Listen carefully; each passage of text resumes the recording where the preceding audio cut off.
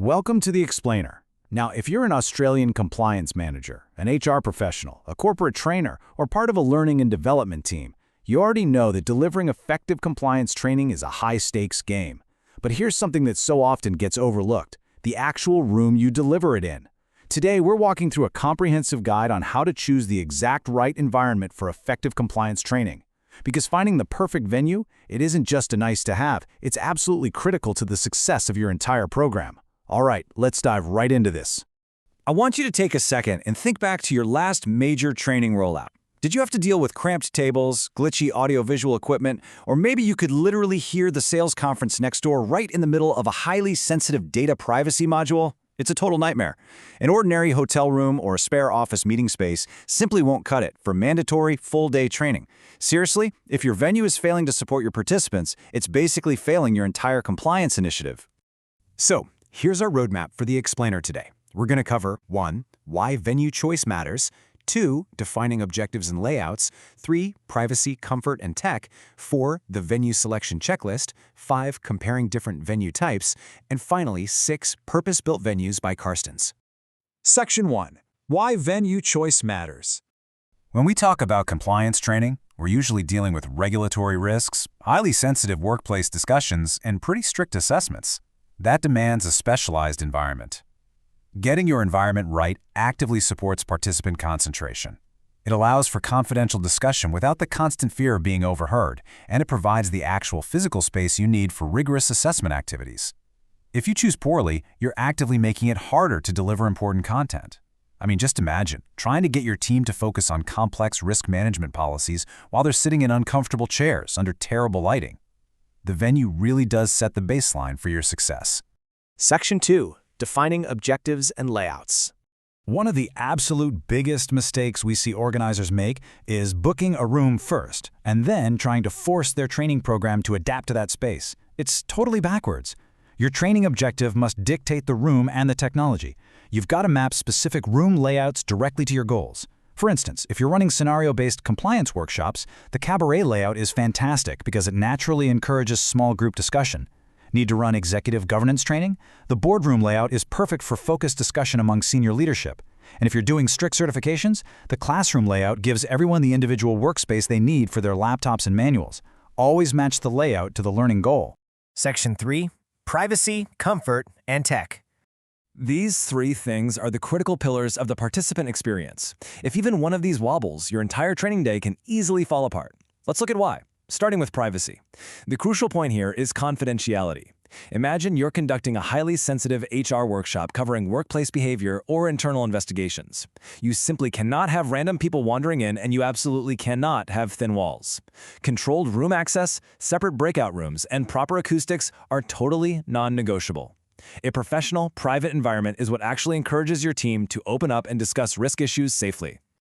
Then, we have to deal with the reality of participant fatigue. Let's be honest, compliance training requires intense, sustained attention over a full day. You need ergonomic seating, practical table space for all those documents, reliable climate control, and natural daylight.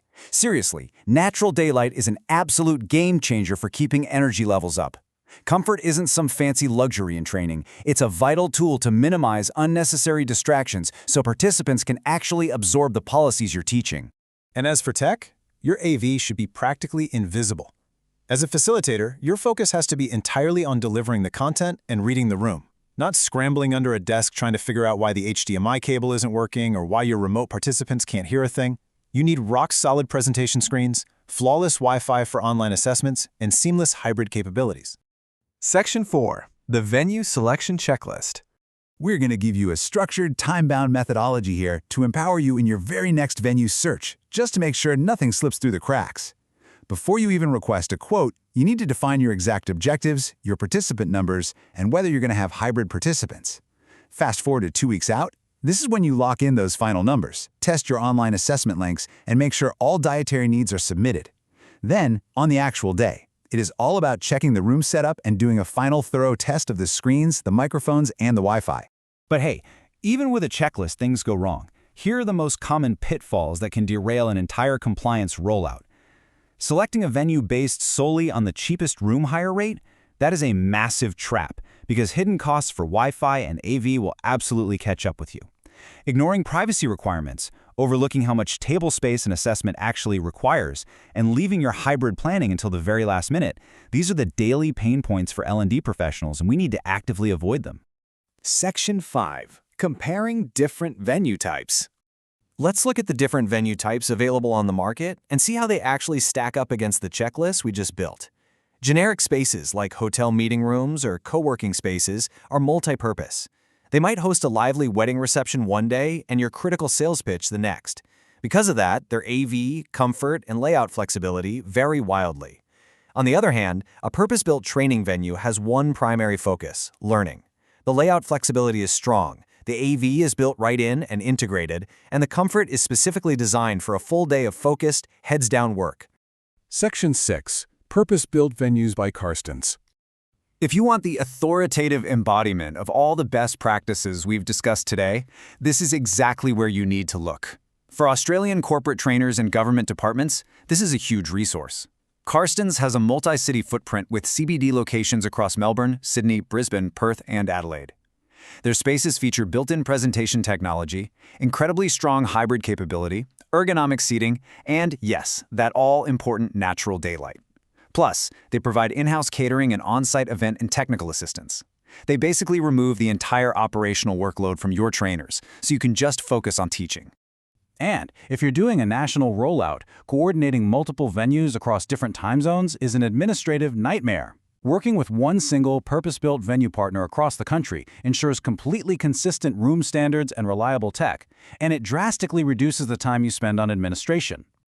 So, I'm going to leave you with this final, provocative thought. Is your current venue an asset to your training, or is it a liability? Don't let a generic room undermine your critical content. Evaluate your current strategy, map out your actual learning objectives, and definitely consider partnering with a purpose-built provider like Karstens.